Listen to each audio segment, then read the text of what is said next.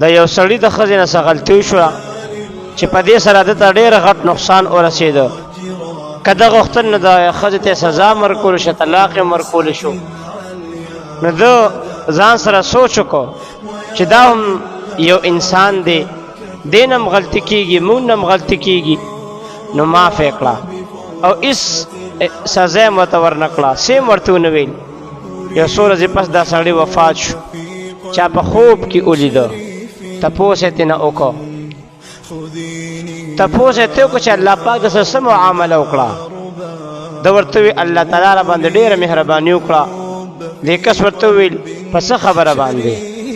هغه ورته وویل یو ځل زما د ښځې نه څه غلطي وشوه، ما ورته سزا هم ورکولی شوه، طلاق مې وله هم ورکولی شو، خو هغه ما د الله دپاره معاف کړه. ما وی چېره څنګه زمونږ نه غلطي کېږي، داسې دین هم کېږي، نو ما هغه معاف کړه. نو الله تعالی راته وفرمایل ته هغه زما هغه بنده دې معاف کړه، معافي دې ورته وکړه، اوس ته ما خپل بنده وګڼلې او معاف مې کړې. همداسې یو واقعه د ملا محمود رحمه الله مبارک هم را نقل. واقعه داسې ده چې دارالعلوم دیوبند اولنی استاذ مولا محمود رحمه الله اولنی شاگرد هم محمود حسنو،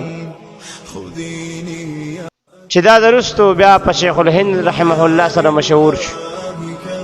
څه وخت پس د مولا محمود رحمه الله دا چې کوم دی وفات شو. چا په خوب کې ولیده، تپوس یې وکړو چې الله پاک د څه معامله وکړه. هغه ورته وویل الله تعالی زه په یو داسې عمل وبخلم چې ما ته یادم نه و. خوب لیدونکي یې ترېنه تپوس وکړو څه عمل و؟ هغه عمل راته وښایه. هغه ورته وویل یو ځل زما بیبي روټۍ پخه کړه او مالګه ترېنه په هغې کې هېره شوه.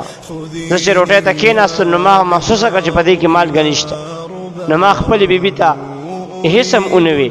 ما دا سوچ وکړو چې هغه هم چې کوم دی یو انسان دی، غلطي ترېنه کېږي، هېره ترېنه کېږي، نو هېڅ بدې ردې مې ورته ونه ویل بلکې معاف مې کړه.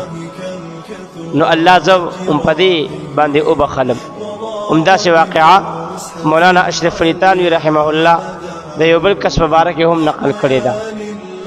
حدیث مبارک کې راځي رسول الله مبارک فرمایي په تاسو کې بهترین هغه کس دی چې هغه د خپل کور والو دپاره ښه وي، یعنې ښه اخلاق ورسره چلی. بهرحال عزتمندو دا دومره خبرې اترې دا هم د دې دپاره وکړې چې دا زنانه شپه ورځ زمونږ او ستاسو، زمونږ او د ستاسو د بچو خدمت کوي، خوراک راله پخوي، کپړې راله انځي، زمونږ د کور حفاظت کوي. نو که بعضې وخت د هغې نه څه غلطي وشي نو معافي ورته پکار ده او په خوش اخلاقۍ باندې ورسره ژوند تېرول پکار دي.